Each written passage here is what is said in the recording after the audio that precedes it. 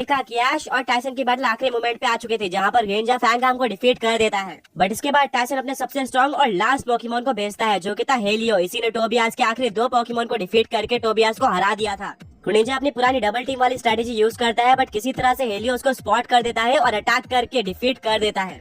ऐश का last Pokemon septal होता है। फाइनल मूवमेंट में सेप्टल सोलर बीम यूज करता है, वहीं पर हेलियो हाइड्रो पंप का यूज करता है। सोलर बीम हेलियो पे लग जाता है। अब आगे हेलियो जमीन पर गिर चुका था। रेफरी वहां पर जाता है और वेट करता है ये देखने के लिए कि क्या हेलियो वापस उठ सकता है या फिर नहीं।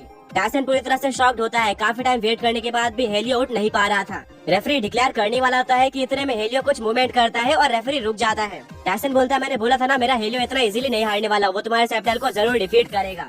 हेलियो ऑलमोस्ट खड़ा हो गया था कि वो वापस से नीचे गिर जाता है और इस बार फाइनली हार जाता है। रेफरी डिक्लेयर कर देता है कि हेलियो यानी कि टाइसन का लास्ट पोकेमोन अब आगे लड़ नहीं सकता, यानी कि इस फाइट का विनर सेप्टाइल है। वहीं पर बैल का विनर ऐश केचम है, क्योंकि टाइसन के 6 पोकेमोन हार चुके हैं और ऐश का सेप्टल अभी भी बैल फील्ड में खड़ा हुआ है। टाइसन शॉक्ड खड़ा हुआ होता है। वहीं पर ऐश को बिलीव नहीं हो रहा था कि उसने लिटरली टाइसन को डिफीट कर दिया है, जबकि एट्रो के पोकेमोन इतने स्ट्रॉन्ग होते हैं। सेप्टल जो कि इस बैल का हीरो था, वो काफी ज्यादा थक चुका था एंड वो भी जमीन पर गिर जाता है, बट इससे फर्क नहीं पड़ता था क्योंकि वो ऑलरेडी इस बैल को जीत चुका था।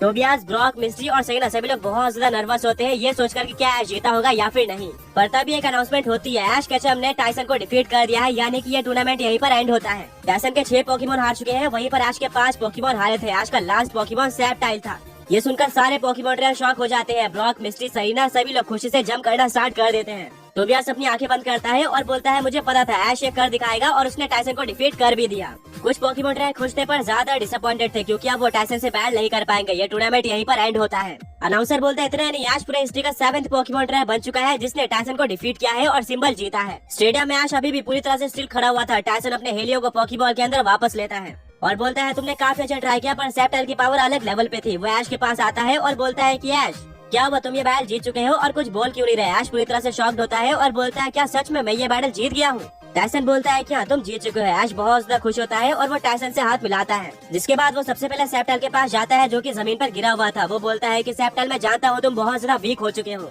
पर इतने सब चैलेंजेस के बाद भी तुमने अपना बेस्ट दिया और फाइनली टाइसन के हेलियो को डिफीट कर दिया, जिसको आज तक सिर्फ 6 पोकेमोन डिफीट कर पाए थे। एंड अब तुम 7th पोकेमोन ट्रेनर बन चुके हो। सेप्टल अपनी आंखें खोलता है और बहुत ज्यादा खुश होता है ऐश को जिताकर। टाइसन बोलता है, क्या शुरू में मुझे बिल्कुल भी नहीं लग रहा था कि तुम मुझे डिफीट कर पाओगे, पर जैसे जैसे बैटल आगे बढ़ी तुम्हारे पोकेमोन्स और भी ज्यादा स्ट्रॉन्ग होते गए और तुम्हारे पोकेमोन्स में बिलीव था कि वो ये कर सकते हैं। स्पेशली तुम्हारा सेप्टल, जिसने मेरे 2 सुपर स्ट्रॉन्ग पोकेमोन को डिफीट किया था, ये डेफिनेटली काफी आगे जाने वाला है।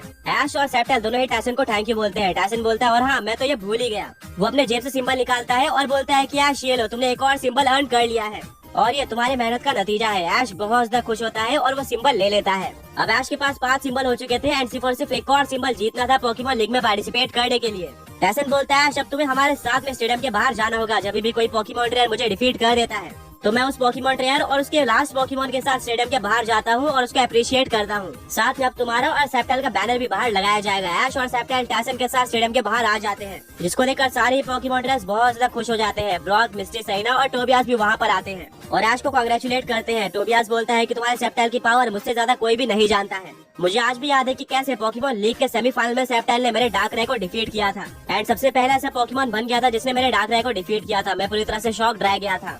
ऐश सभी को एक सिंबल दिखाता है, काफी लंबा सेलिब्रेशन होता है और इसके बाद ऐश और सेप्टल का बैनर वहाँ पे लगा दिया जाता है। देखते ही देखते शाम हो जाती है। टाइसन और ऐश दोनों ही एक दूसरे को गुड बाय कहते हैं और सारे पोकेमोन ट्रेनर्स वहाँ से जा चुके थे। ऐश बोलता है कि ये मेरे लाइफ की one of the best battle थी।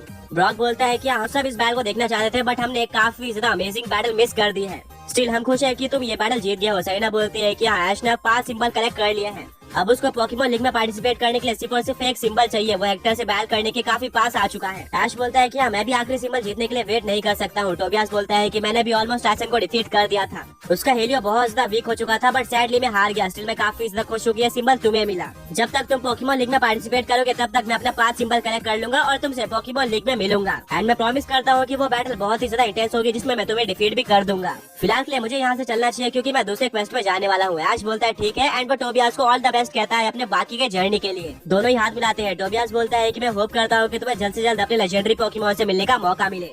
एंड इसके बाद वो वहाँ से चले जाता है। ऐश बोलता है कि काफी टाइम बाद एक पुराने फ्रेंड से मिलकर अच्छा लगा। ब्रॉक, मिस्टी और सैना आगे बढ़ते हैं। हर बार की तरह ब्रॉक अपने मैप को बाहर निकालता है। इससे पहले कि वो आगे की कुछ इन्फॉर्मेशन बता पाता है, ऐश का बैग शेक करना स्टार्ट कर देता है। ऐश डर जाता है। मिस्टी बोलते हैं क्या तुम्हारे बैग में कोई पोकेमॉन है? ऐश बोलता है कि पता नहीं, शायद कोई पोकेमॉन मेरे बैग में घुस गया होगा। ऐश अपने बैग को खोल के देखता है और रिलैक्स फील करता है क्योंकि वो कोई पोकेमॉन नहीं बल्कि उसका पोकेमॉन एग था, जिसने फाइनली इतने टाइम बाद शेक करना स्टार्ट कर दिया था, यानी कि वो हैच होने के करीब आ चुका था। ब्रॉक बोलता है बट अभी भी एग को हैच होने में थोड़ा टाइम लगने वाला है, तुम्हें इसको अपने बैग में ही रखना चाहिए। ऐश बोलता है कि मैं काफी एक्साइटेड हूँ ये जानने के लिए कि इस पोकेमॉन एग के अंदर कौन सा पोकेमॉन होगा। सैना गेस कर दिया कि डेफिनेटली इसके अंदर कोई ना कोई एटरो पोकेमॉन है। ब्रॉक बोलता है बिल्कुल नोमोगॉन की तरह, हो सकता है कि इसके अंदर कोई मिस्टीरियस पोकेमॉन हो। ऐश बोलता है कि हाँ बट इसके चांसेस थोड़े कम लग रहे हैं। मिस्टी बोलते हैं कि अभी तो हम कुछ भी गेस नहीं कर सकते, कोई भी नहीं बता सकता कि इसके अंदर कौन सा पोकेमॉन है। अभी के लिए मैं ये जानने के लिए एक्साइटेड हूँ कि तुम्हारे फॉसिल से कौन सा पोकेमॉन मिलने वाला है। ऐश बोलता है कि मैं इसके बारे में भूल ही गया था। ब्रॉक फॉसिल शॉप में बाहर निकालता है एंड उसको शॉपकीपर बताता है कि फॉसिल को बाहर आने में अब और भी टाइम लगने वाला है, क्योंकि ये कोई नॉर्मल फॉसिल नहीं लग रहा है, या तो इसके अंदर एक काफी वीक पोकेमॉन निकलेगा या काफी स्ट्रॉन्ग पोकेमॉन। वेल, ब्रॉक अपना मैप निकालता है और बोलता है कि अब अगला क्वेस्ट मिस्टिक ग्रोव सिटी में होने वाला है। एंड गुड न्यूज ये है कि हर बार की तरह हमें कोई और रास्ता सेलेक्ट नहीं करना होगा, इस बार हमें फॉरेस्ट के थ्रू ही जाना है, जिससे हम मिस्टिक सिटी पहुंच जाएंगे। ऐश बहुत ज्यादा खुश हो जाता है और बोलता है मतलब हमारे पास मौका है एक नया पोकेमॉन कैच करने का। मैं काफी टाइम से कैटरो पोकेमॉन कैच करना चाहता था। ब्रॉक बोलता है जरूर, इस फॉरेस्ट के अंदर बहुत सारे पोकेमॉन्स होंगे जिनमें से तुम किसी को भी कैच कर सकते हो। ब्रॉक, मिस्टी, ऐश और सैना सभी लोग आगे बढ़ते हैं और फाइनली वो लोग कैलेस्टिन सिटी से बाहर आ जाते हैं एंड एक फॉरेस्ट के अंदर एंट्री ले लेते हैं जो कि बहुत ही ज्यादा घना था और हर तरफ सिर्फ और सिर्फ पेड़ ही पेड़ दिखाई दे रहे थे।